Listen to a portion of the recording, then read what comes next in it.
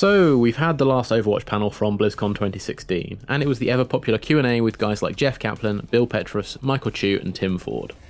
As ever, we had a whole bunch of gameplay questions, mostly fielded by Kaplan and Ford, and a load of lore questions, which of course is our main interest, aimed at Chu. We've cut a few questions to keep the vid less than 2 years long, but we've left in as much as possible.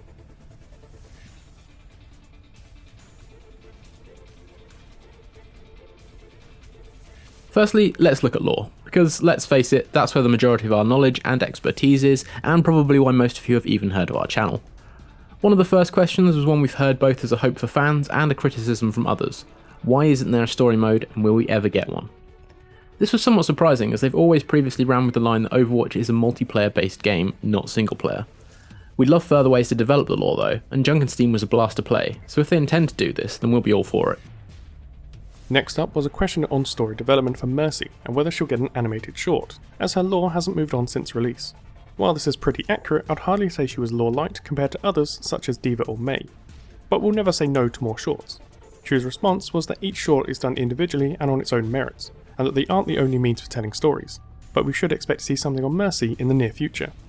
In the previous BlizzCon Overwatch Q&As, there has always been a question around LGBT characters in the Overwatch universe, and this BlizzCon was no exception. What differed this time was the response. While they've always said at least one of the current roster was LGBT, Chu has now said there are multiple. To do it justice, it needs to be something that comes out organically in storytelling and not just stated in their character blurb however, which is definitely something we support. Apparently there's something coming very soon, proper soon, not Blizzard soon. That will give us our first reveal. Could they be referring to First Strike? We'll find out soon. The last two questions we'll look at from a lore perspective are ones that made us very happy, mostly because they kind of confirm what we've been running with for years. Firstly, the fact that in-game Mercy and Reaper have interactions with souls. These are pretty much entirely a game mechanic and aren't based in lore in any way. Both have minor interaction with bits of that theory in a very abstract manner, but nothing more than that. Secondly, the infamous amputee versus armor quandary.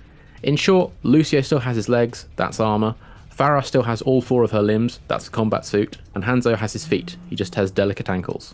Symmetra is the only one of the 4 that were mentioned that has an artificial limb. In her case, it's her left arm that she uses to form her hard-like constructs. Also, no link between the Petrus Axe and Petra Champagne, apart from Bill Petrus himself of course.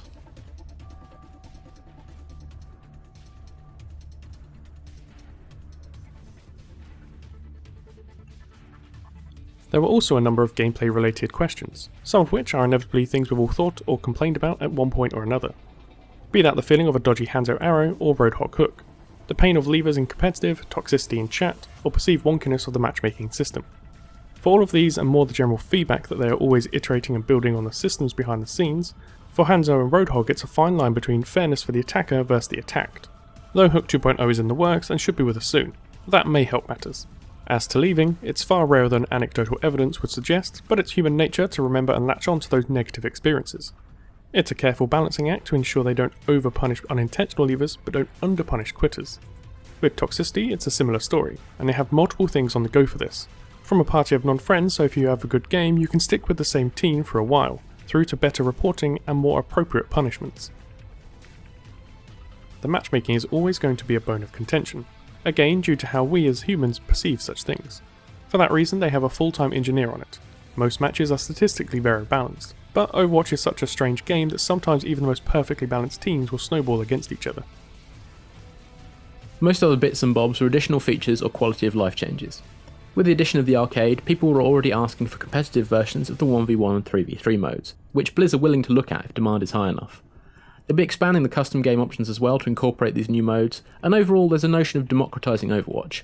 Give the community as many tools as possible and integrate the most popular ones into the game as a whole. The last little quality of life discussion was around the comms wheel, additional hotkeys and the ability to trigger more lines or change the ones we have. All of that is actively being discussed internally right now. Finally, on gameplay, while they acknowledge location quarts haven't gone as well as they'd like, Arathi Basin in WoW being the gold standard, please stop calling the courthouse on Dorado a church, for Kaplan's sake.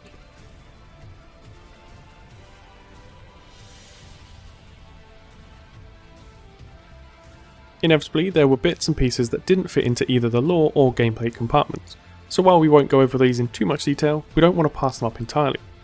For things such as seasonal events, tweaks, additions or changes to existing maps, or some usability improvements for certain folks out there, these are things that they are always working on. Hopefully the Halloween event was an improvement over the summer games, and they'll keep building on that for future ones.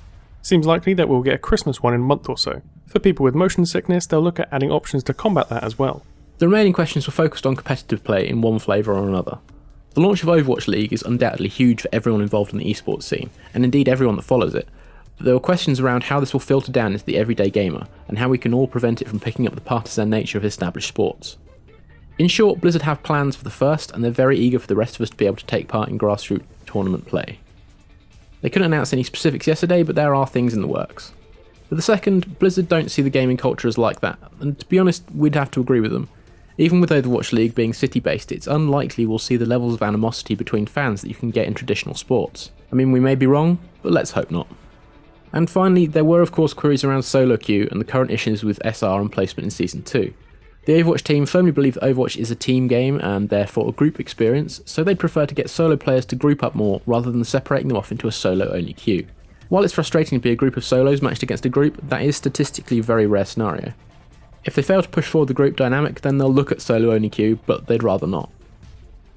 As to Season 2, in short, they screwed up.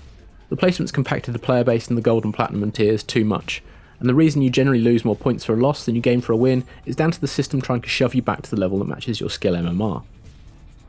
This feels crap. They acknowledge this, and it's being fixed for Season 3. Beware though, this does likely mean you'll be in a lower bracket than you are now. Thanks for watching our summary of the Overwatch Q&A panel. There was a bunch of good lore clarification that will certainly be storing away in our lore archives. Yes, we have those, and seeing how passionate the devs and designers are about constantly improving and iterating on the game is extremely encouraging. That's it for BlizzCon specific episodes from us. We'll have several lore vids out to you in the next few days, so hit subscribe if you want to see those. Until next time, I've been Dante. And I've been Kers. Thanks for watching.